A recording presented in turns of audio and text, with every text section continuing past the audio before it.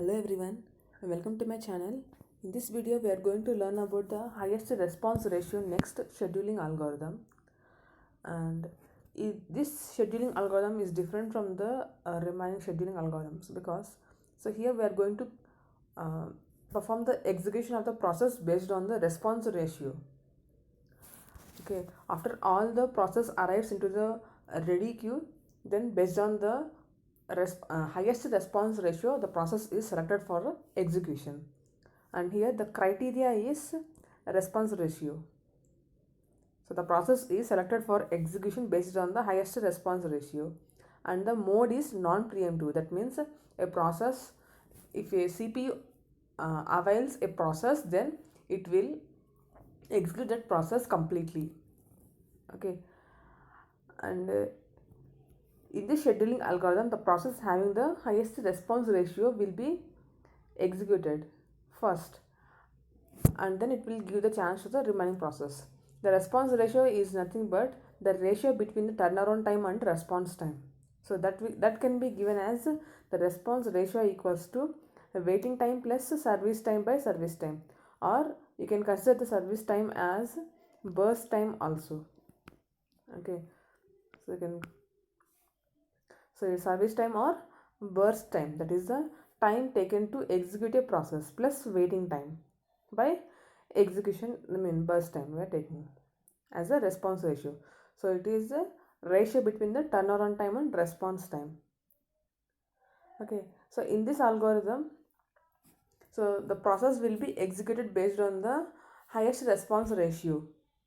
Okay, if there is any tie between the process while executing, so then it is taken as the first come first serve scheduling algorithm.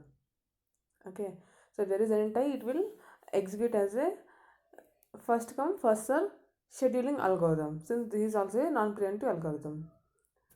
And the response ratio is nothing but the normalized turnaround time here. Okay, so let us see the about the highest response ratio next algorithm with an example. Okay, so here 5 processes are given, P1 to P5 with arrival time and burst time. Okay, so we are going to execute the process in the Gantt chart. So first, at the arrival time 0, the process P1 enters the ready queue. So it will execute completely. So P1 will execute completely here. So for the execution time is 3 units. So 3 units it will execute. Okay, so next at the time 3, so what is the process that has entered the ready queue? So P2 has entered the ready queue, right? So since arrival time is 2, only P2 has arrived the ready queue. So P2 will be executed next. So it will execute for 6 units of time. So 3 plus 6 is 9. Okay, so at the time 9, so what are the process that has entered the ready queue? So here P3, P4 and P5, right? All the process has entered the ready queue. So all the processes are available in the ready queue. Okay, so in this scenario we are going to apply the response ratio. Okay, when all the process enters the ready queue, we are going to apply. So now let us calculate the response ratio of the process P3. Since all processes have entered the have entered the ready queue, so we are going to calculate the response ratio here for the remaining process, that is P3, P4 and P5. Okay, so to calculate the response ratio, the formula is waiting time plus service time by service time. So how to calculate the waiting time for the process P3?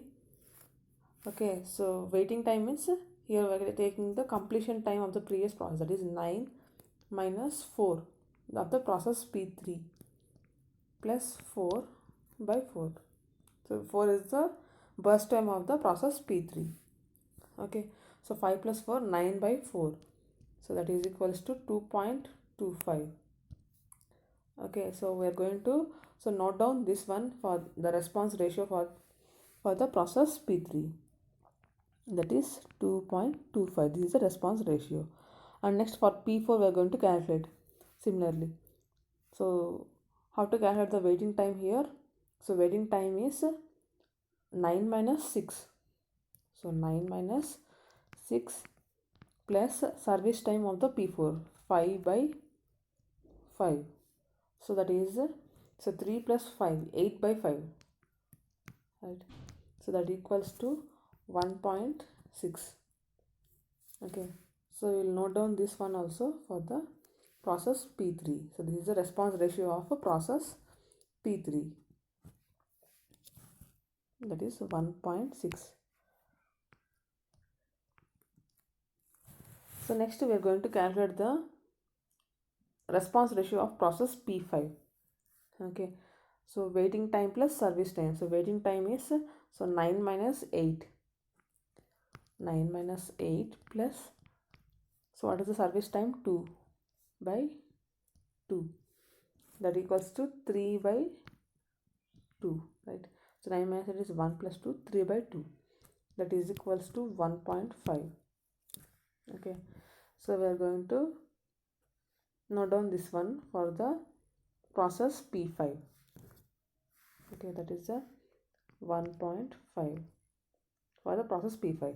So among the given process, 3 process, so what is the, which process is having the highest response ratio? So P3 is having the response ratio 2.25, which is the highest response ratio. So that's why we are going to allow the process P3 to execute next. Okay, so it will execute for 4 units of burst time. So 9 plus 4 is 13. Okay, so again we have to calculate the response ratio here. So we are having the two processes, that is P4 and P5. So in this two process, which process is should be allowed to execute next? So again we have to take the formula, that is waiting time plus service time by service time. So for P4 and P5 we are going to know the response ratio of each and every process. First for P4 we are going to calculate. So what is the waiting time of P4? That is 13 minus 6. So 13 minus 6 plus execution time is 2. Sorry, burst time is 5. 5 by 5. That is equals to 12 by 5.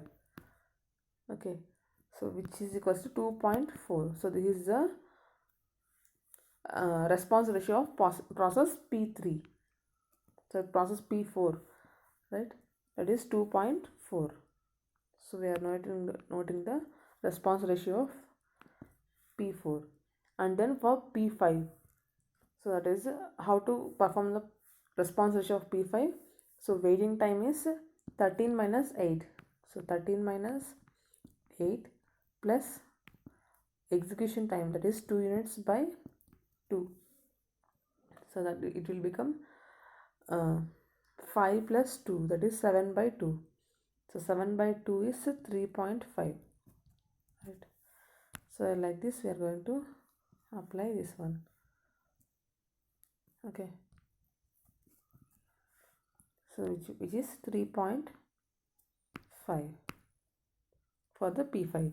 So in the given process, so which process is having the highest response ratio? P5 is having the highest response ratio. That's why it is allowed next to execute. Okay, so P5 is allowed to execute here. Okay, for how many units of time? 2 units of time, that it will become 15. Okay, so next, what is the remaining process? P4 is the only remaining process. That's why we are going to execute P4 here for how many units of time? 5 units of time. So it will become 20.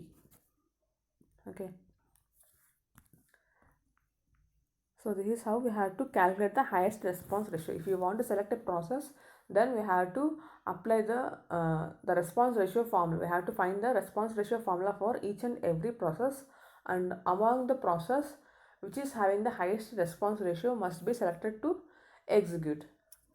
Okay, so next, how to calculate the turnaround time? So turnaround time means completion time minus, so completion time minus arrival time. So 3 minus 0 is 3. So 3 minus 0 is 3. And then for P2, 9 minus 2, 7. And 13 minus 4, that is 9. And 15 minus, so for P4, 20 minus 5, 15, and 15 minus 8, so which is 7. Okay,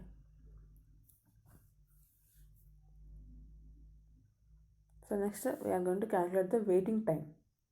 So waiting time means turnaround time minus burst time. So 3 minus 3 is 0, and 7 minus 6 1, 9 minus 4 5, 15 minus 5 10, and 7 minus 2 5. Okay. So this is how we are going to calculate the turnaround time and waiting time of the given process.